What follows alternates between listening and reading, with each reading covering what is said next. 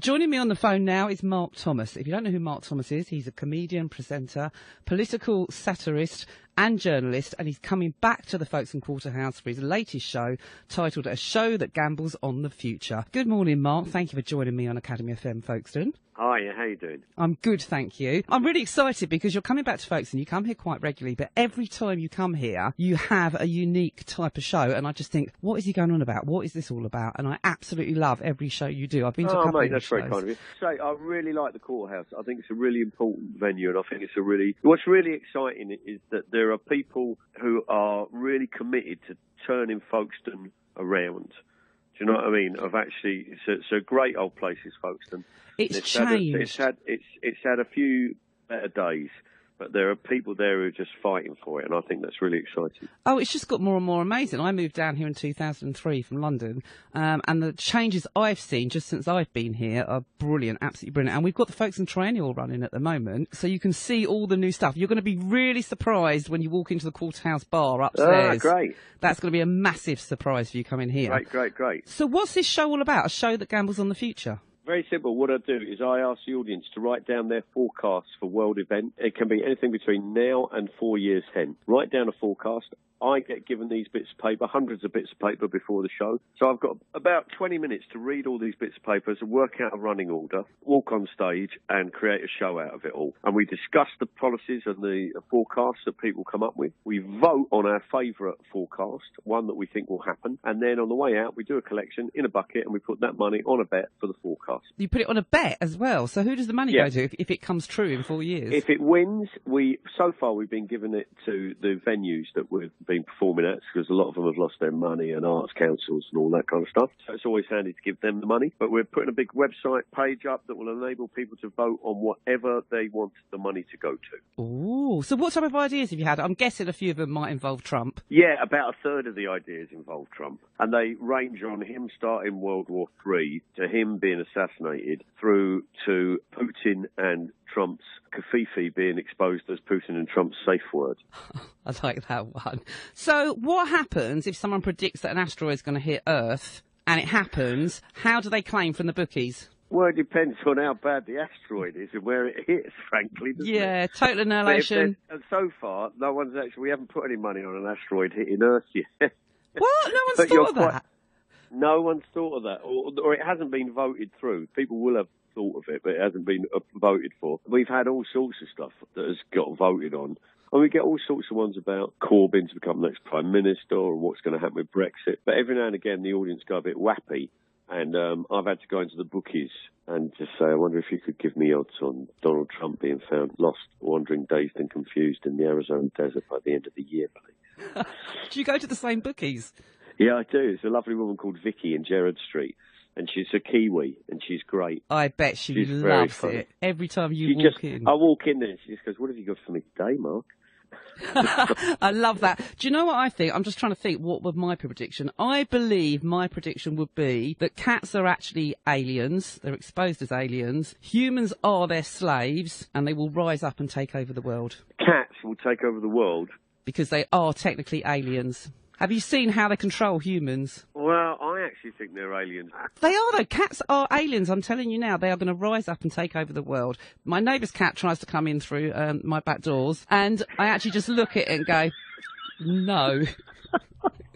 I am not your slave. And it looks at me with a look of disgust, and it goes off to try and find someone else who's going to feed it. They don't care where they go as long as there's food. They look at you with disdain, not like a dog. A dog is happy to see you, even if you walk out the door for 2 seconds. They're ecstatic that you're back. Cats, no, they are aliens. They're going to take over the world. That would be my bet. I'm going to put that in. If I come along to your show at the Courthouse, I'm going to put that in. Of course, if you put that in and it's proved to be correct, yes, then they will take your winnings from you.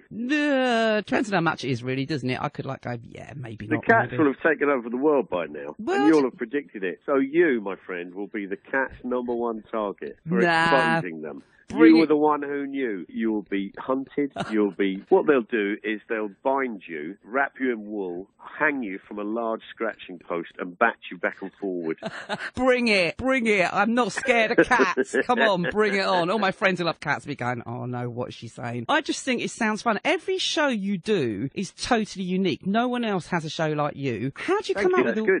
It is, so that's what I love about it. How do you come up with these mad ideas? Where do you get these ideas Well, I get bored from? easily, and I think the thing is, if you're a creative person, then you should be creative, and you should constantly have ideas about what you want to do. I've got a litany of lost ideas, just a massive, great list of them, of stuff. Oh, this would be a good idea if I did that, and eventually resurface. Some of them don't, So I guess, we did actually at one stage think, oh, well, let's walk along the length of the Mexican-American border and write a show about that. What, with one of those brickies, hood things on your shoulder or something? Is it a hood thing? You know the things they used to carry over their shoulder with the bricks on? A hod. A hod, that's it. A hod. Well, he said, I should walk along touting for business to build Trump's wall. Yes, imagine that. Imagine the reaction you would get. That would be absolutely brilliant. I would love that. I'd watch possibly that. be shot, but there you go. No, you wouldn't. Yeah, everyone... you do it. Yeah, all right then. Someone send me out there. I'll do it. I don't mind. I'm not even scared of cats. I can handle that. So I've been watching you on TV since probably the 80s. I think it was the Mark Thomas comedy product. What I love most about you is I love it when someone tries to take you on and they haven't got their facts. And I just look at you and I just think, here he goes.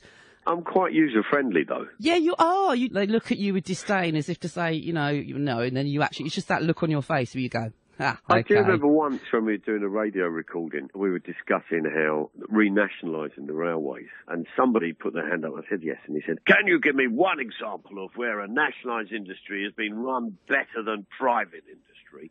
And I said, yeah, I'm really glad you said that, because the East Coast Main Line was actually taken out of private ownership and put into public ownership twice. And when it was, punctuality improved, customer satisfaction improved, and millions were handed back to the Exchequer in the way of revenue. And he just looked at me and just went, well, I've only got your word for that. No, you could go and Google it. Kind of like, no, mate, you could go. I love when people take you on and you've got all the facts and you can just go. Sometimes I haven't, and it's just an advanced exercise in busking. Is it? Do you just come out with loads of okay, let's just go with that, and they'll believe me anyway. They won't bother researching it. I think if you don't know something, the best thing to do is admit it. Yeah, exactly. So you're going to be at Folkestone Quarterhouse. Now, this is happening on Friday, the 13th of October. Get down and see it, because it is going to be a fun old show. And, it's always good at that place. Yeah, it's always a good reaction, because we've got a great bunch of people in Folkestone. Yeah. They're always up for something new. They love new ideas, unique use. I mean, just look at the Folkestone Triennial. Come down here. Wait till you come down here and have a look at that. You've got to come down here and do the tour of it. It's all over the place. Bring your walking shoes. You don't want to get blisters. Great. So come and check all that out. I'm looking forward to it. So you're doing this tour. How long is this tour going on for? Christmas, and then I don't know what's happening. Just going to put my feet up and enjoy Christmas. And have a little rest. And then what plans have you got, future plans? You're just on the go all the time, aren't you? Constantly just working. You have to wait and see. It's all going to be a surprise. More surprises. I love surprises. More surprises. Absolutely but brilliant. But there are 2 new shows happening next year. That's all I can tell you. Live shows? Yeah. They're not having you back on TV or something? Have you upset someone? Listen, I looked out of the back window, and today I noticed that hell remains unfrozen. There is no way that I'm going back. Is that your choice or their choice? Both. It was a mutual disinterest. I love that. So, you're going to be at the Quarterhouse Friday the 13th of October. If people want to go and get tickets, they can go on to quarterhouse.co.uk and get the tickets. I just had a look on there today. There's not many seats left, so people need to go and buy the tickets. I think you're a sellout every time you come to Folkestone. Well, that's a very nice thing to have, is to come down and that to be the case. You know you're always going to have a good time when you come here as well, don't you? You know it. Yeah, I do, definitely. Mark, it's been a pleasure talking to you today on Academy FM Folkestone. Thank you so much for chatting to me. That's a pleasure. Nice to speak to you, and I hope things go well when the cats finally unmask themselves.